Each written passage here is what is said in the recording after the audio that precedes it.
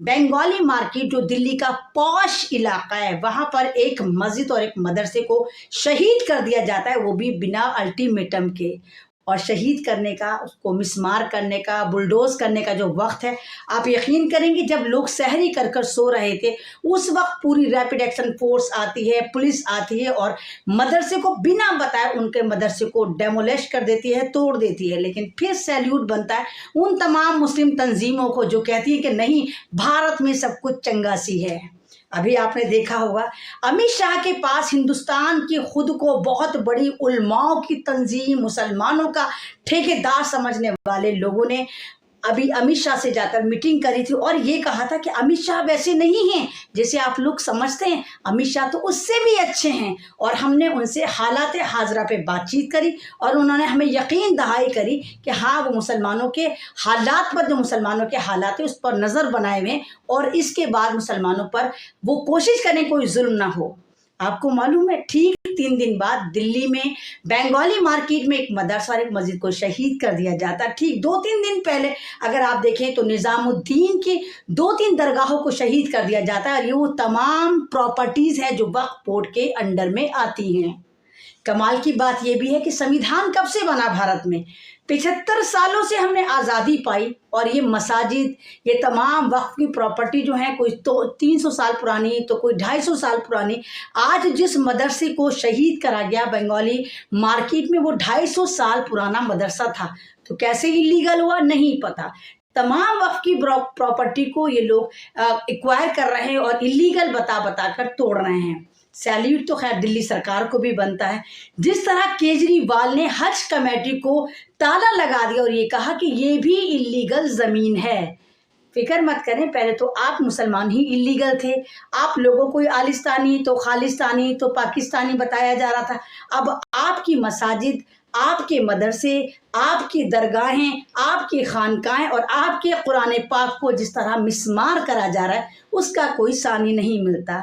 कभी उत्तर प्रदेश तो कभी हरियाणा। आपने देखा कि कल हरियाणा के सोनीपत में जिस वक्त तरावी हो रही थी, वहां पर आरएसएस की नाजायज औलादे 10-20 का पूरा जत्था हथियार लैस घुसता है और वहां जाकर नमाज पढ़ रहा है, तरावी पढ़ रहा है। मुसलमान मुख्तदी पर इस कदर हमला आवर होता है, इन जलील लोगों का झुंड के उनको जख्मी कर देता है।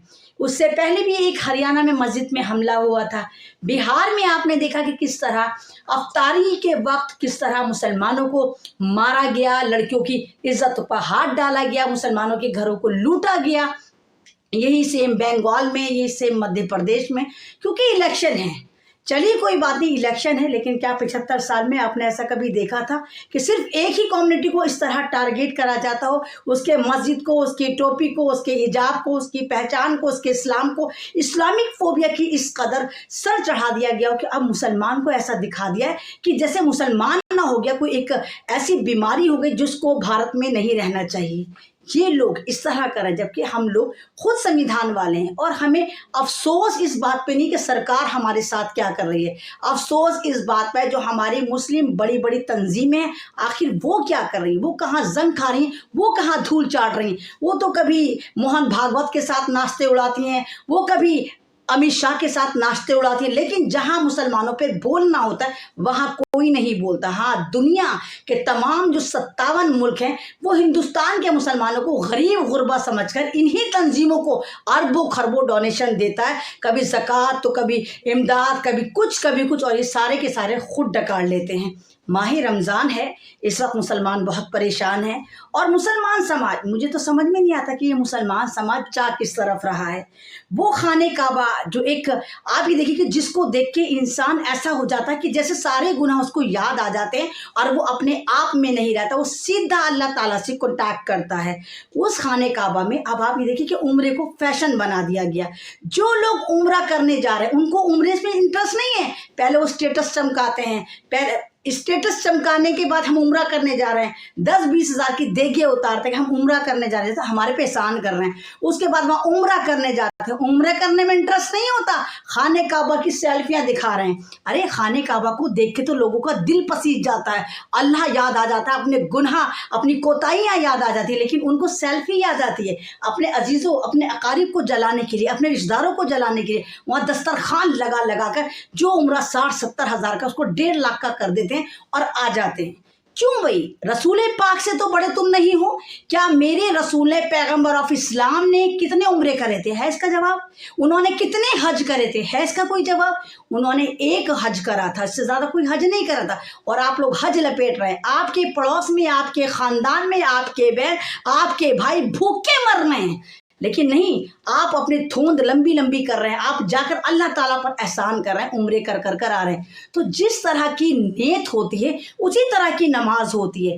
جب ہندوستان کے مسلمانوں نے اللہ سے ڈرنا چھوڑ دیا, اس کے علاوہ وہ سب سے ڈرتے ہیں, امت شاہ سے ڈرتے ہیں, تو یوگی سے ڈرتے ہیں, تو مودی سے ڈرتے ہیں, وہ تمام لوگوں سے ڈرتے ہیں سوائے خدا کے ڈرنے سے. تو پھر اس طرح کے حالات ہوں گے. اور یہ کلام پاک میں مینشن ہے, جب آپ اپنے دین سے غافل ہو جائیں, جب آپ اپنے عملیات میں کٹوتی کرنا شروع کر دیں, جب آپ انصاف نہ کریں, تو اللہ تعالیٰ آپ کے اوپر ظالم اور جابر حکمراں کو مسلط کرتا ہے.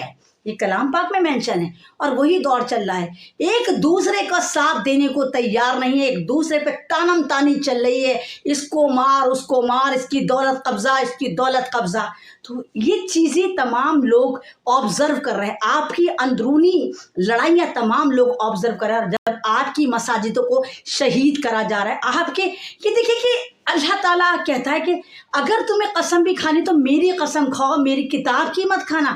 کلام پاک کو اتنا ویلیو دی گئی ہے, اتنا, اور اسی کلام پاک کو بہار میں 5000 سے زائد کلام پاک کو چلا دیا جاتا ہے, لیکن کسی کے کان پہ جو نہیں رینگتی, کسی کو افسوس نہیں ہوتا.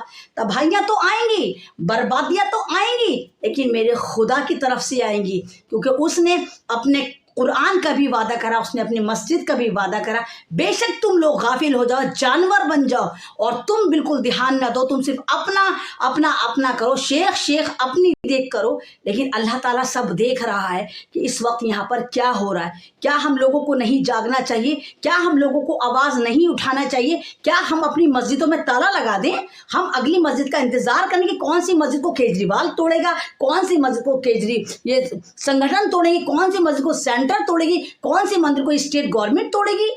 آپ کے سامنے بہار کی مثال, آپ کے سامنے بنگال کی مثال, آپ کے سامنے ہریانہ کی مثال, آپ کے سامنے راجستھان کی مثال, آپ کے سامنے دلی کی مثال, لیکن تب ہے آپ کے اوپر, آپ کی غیرت جاگنے کو تیار نہیں. آپ کے بیٹوں کی پکڑ کر موب لنچنگ کر دی جاتی ہے, آپ کی بیٹیوں کو ہنی ٹریپ کرا جا رہا ہے باقاعدہ کھلم کھلا. وہ جہادی چینل والا جو ہے, آپ یہ دیکھیں کس طرح وہ کہہ رہا ہے کہ ہم 40 لاکھ مسلمان لڑکیوں کو ہندو کریں گے. سدرشن چینل کا وہ بھگوا گینڈا کہہ رہا ہے, لیکن آپ کی غیرت نہیں جاگ رہی. آپ اپنی لڑکیوں کو موبائل پکڑا دیتے ہیں, جا رہی ہیں ٹام جینس پہن کے, بال ڈائی کر کے, تو لینس لگا کے, تو پلکے لگا کے, اور اماں ان کی ایکسپائری ڈیٹ جو ہوتی ہے وہ ڈھکی چھپی چادر اوڑھ کر جا رہی ہے. ارے تمہیں کون دیکھ رہا ہے؟ تمہاری بیٹیوں کو دیکھ رہا ہے, جو پوری کھلی دکان بن کر جا رہی ہے, پورے کھلا ایگزیبیشن ہال بن کر جا رہی ہیں, جن پر لوگ نظر خراب کرتے ہیں. یہ میں اپنے کلچر کی بات بتا رہی ہوں. تو جب اس طرح ہوگا تو ظاہر سی بات ہے اسی طرح کی خرابیاں پیدا ہوں گی. دوسری, ہمارے جو نوجوان ہیں انہوں نے جہیز کی اتنی ڈیمانڈ کر دی کہ ان کو جہیز میں گاڑی بھی چاہیے, تو بنگلہ بھی چاہیے, لڑکی پڑھی لکھی بھی چاہیے, جاب والی بھی چاہیے. تمام چیزیں جب آپ مانگتے ہیں تو نہیں دے پاتے لڑکی کے گھر والے, اور فائنلی کیا ہوتا ہے کہ لڑکی وہاں پر اپنا جوڑا تلاشتی جہاں پر اس کو فری میں اس کی شادی ہو رہی ہے. اور یہ تمام کا تمام جو یہ بھگوا ٹریپ ہے, یہ ان کو سمجھ چکا ہے کہ مسلمان جو ہیں وہ دان دہیج کے پیچھے باولے ہو چکے ہیں. مسلمان کے جو لڑکے ہیں وہ دان دہیج لیتے ہیں, اور لڑکا اگر لو میرج کر بھی لیتا ہے تو ساری زندگی لڑکی کے گھر والے اس لڑکی کو اپنی بہو تسلیم نہیں کرتے. یہ شعر وہ سمجھ چکے ہیں. یہی وجہ ہے کہ بہت تیزی سے RSS کے قابل لڑکوں کو چھوڑا جا رہا ہے, جو آپ کی بیٹیوں کے ساتھ پڑھتے ہیں, ان کے ساتھ ٹائم گزارتے ہیں, ان کے نام کی تعریف, ان کی تعریف, ان کے دھرم کی تعریف, اور بعد میں کہتے ہیں دیکھو میں مسلمان ہونا چاہتا ہوں, مجھ سے شادی کر لو. پھر کہتے ہیں بھائی جب تمہارے دین میں مجھے کوئی پرابلم نہیں تو میرے دھرم میں تمہیں کیا پرابلم ہے, آؤ تم میرے دھرم میں آ جاؤ. تو یہ تمام خرابیاں ہماری ہیں کیونکہ ہم غافل ہو گئے, اور یہی غفلت ہے کہ آج ہماری مساجد تو ہمارے کلام پاک, ہماری نوجوان نسل نہ معلوم کدھر جا رہی ہے, اور اس کا خمیازہ بھارت کا مسلمان بھگت رہا ہے. کبھی مسجد شہید کروا کر, کبھی اپنے نوجوانوں کی موب لنچنگ کرا کر, کبھی اپنی بیٹیوں کے حجاب نچوا کر جو کیرلا میں ہوا, کبھی آپ یہ دیکھیں کہ عزتیں گنوا کر. تو یہ کب تک چلے گا؟ جاگو مومنو جاگو اور دیکھو کہ تمہارے ساتھ کیا ہو رہا ہے. خدارا سمپلسٹی کی طرف آؤ, خدارا دین کی طرف آؤ, خدارا چھوڑ ڈالو یہ تمام لغویات, چھوڑ ڈالو یہ زندگی جو تمہیں غفلت کی طرف, جہنم کی طرف لے کر جاتی ہے. اللہ کی طرف سیدھا راستہ جاتا ہے جو سادگی پر منحصر ہے. اگر آپ کے پاس ایک روٹی اور آپ کے پاس کوئی بھوکا آ جائے تو وہ روٹی آپ اس کو دے دیے, کیونکہ رزق کا وعدہ اللہ نے کرا ہے. اللہ آپ کو کہیں نہ کہیں سے آپ کو رزق عطا کرے گا. لیکن آپ یہ لوگ یہ بات ماننے کو تیار نہیں. آپ کو لگتا ہے نہیں سامان 100 برس کا جمع کر لوں, یہ بھی لے لوں, یہ بھی لے لوں, یہ بھی کھا لوں, وہ بھی کھا لوں. روزے کا مطلب آپ نے الٹا کر دیا ہے. اللہ تعالیٰ نے روزے ہمارے لیے اس لیے رکھا تھا تاکہ تمام دنیا ایک وقت میں بھوکی رہ سکتے, چاہے وہ شاہ ہو چاہے وہ فقیر ہو. اور اللہ تعالیٰ دکھانا چاہتا تھا کہ دیکھو ایک مہینہ ایسا ہے جہاں پوری دنیا جو ہے وہ ایک ہی پلیٹ فارم پر آ جاتی ہے. میں کہتا ہوں بھوکی رہ تو وہ بھوکی رہتی ہے, میں کہتا ہوں چل کچھ کھا تو وہ کھاتی ہے. آپ نے روزے کا مذاق بنا دیا, آپ نے افطاریوں کے دسترخوان کلومیٹروں میں کو بڑھا دیے. آپ کا روزہ اتنا ہلکا ہو جاتا ہے, افطاریاں اتنی بڑی ہو جاتی ہیں, اور غریب انسان آپ کے گھر کے باہر تو آپ کی مسجد کے باہر تو آپ کے پڑوس میں ہوتا ہے, آپ کو وہ نظر نہیں آتا. جب وہ افطاری آپ سے نہیں کھائی جاتی تب آپ تلاشتے ہیں کہ کسی ضرورت مند کو دے دیں. تو جب یہ خرابیاں ہمارے اندر آ جائیں گی تو آپ کو کیا لگتا ہے, آپ کو کیا لگتا ہے کہ اللہ تعالیٰ ہم سے خوش ہوگا؟ آپ کو کیا لگتا ہے کہ ہمارے اوپر جو حکمراں ہیں وہ ہمارے اوپر ظلم نہیں کریں گے؟ ارے اللہ تعالیٰ سب دیکھ رہا ہے.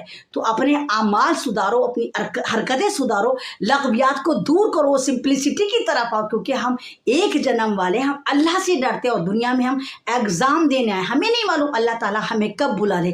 تو کیا آپ کے پاس تیاری ہیں کہ اگر آپ کا بلاوا اللہ کے پاس سے آ جائے, کیا آپ اس کے لیے تیار ہیں کہ آپ وہ سوال جواب بتائیں گے کہ آپ دنیا میں کیا کر کے گئے, اپنے رشتہ داروں کے ساتھ, اپنے احباب کے ساتھ, اپنے پڑوسیوں کے ساتھ, اپنے دوستوں کے ساتھ آپ نے کیا کرا؟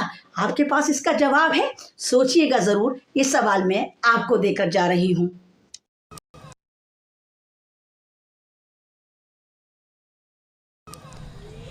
دنیا کی ہر چھوٹی بڑی خبر دیکھنے کے لیے سستا میڈیا کو سبسکرائب کریں اور ساتھ میں بیل آئیکن کو دبائیں تاکہ لیٹسٹ ویڈیو سب سے پہلے آپ تک پہنچے.